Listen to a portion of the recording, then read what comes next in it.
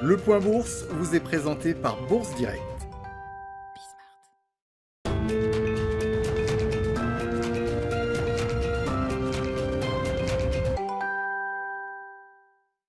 Tendance hésitante sur le CAC 40 à la mi-journée. L'indice parisien a repris quelques couleurs ce matin avant de retomber dans le rouge en fin de matinée.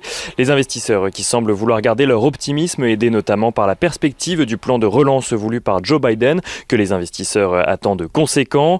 La progression des cours du pétrole vient également en soutien depuis ce matin avant les statistiques et notamment l'indice des prix à la consommation attendu cet après-midi pour les États-Unis. Mais sur le plan politique, tout d'abord, les investisseurs suivent de près les démarches des démocrates pour faire en sorte que Donald Trump quitte la Maison-Blanche plus tôt que prévu, alors que l'investiture de Joe Biden est prévue le 20 janvier prochain. Cet après-midi doit en effet se tenir un vote au sein de la Chambre des représentants en vue d'une procédure de destitution du président sortant. Si lors de l'adoption de la résolution, le projet était essentiellement porté par les démocrates, 3 élus républicains ont déjà fait savoir qu'ils iraient dans ce sens pour le vote qui a lieu aujourd'hui.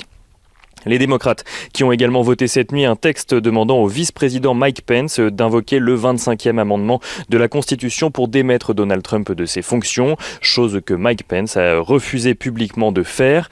Mais au-delà de la politique intérieure américaine, les investisseurs parisiens suivent également de près le rythme de vaccination en Europe et notamment la volonté des gouvernements d'accélérer le rythme. La France se rapproche par exemple des 200 000 vaccinés dans un contexte toujours de progression de l'épidémie dans plusieurs pays, faisant craindre un ralentissement d'une reprise économique déjà fragile. En zone euro, tout de même, on notera à la mi-journée la production industrielle qui progresse au mois de novembre. Elle affiche une hausse de 2,5% sur un mois, soit largement plus que la progression de 0,2% qui était anticipée.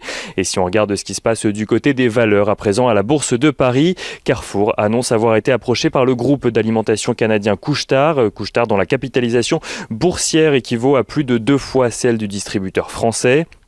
Le groupe canadien a proposé un rapprochement à Carrefour qui précise que les discussions en sont au stade préliminaire au sein d'une démarche amicale. De son côté, Couche-Tard estime que les termes de la transaction sont encore en discussion, une opération qui pourrait, selon Bloomberg, se faire sous forme de fusion. La nouvelle qui est tombée dès l'ouverture ce matin n'a évidemment pas manqué de faire réagir les investisseurs, le titre de Carrefour gagnant plus de 15% à la mi-journée. Total annonce de son côté un partenariat avec Engie pour développer le plus grand site de production d'hydrogène vert sur électricité renouvelable en France.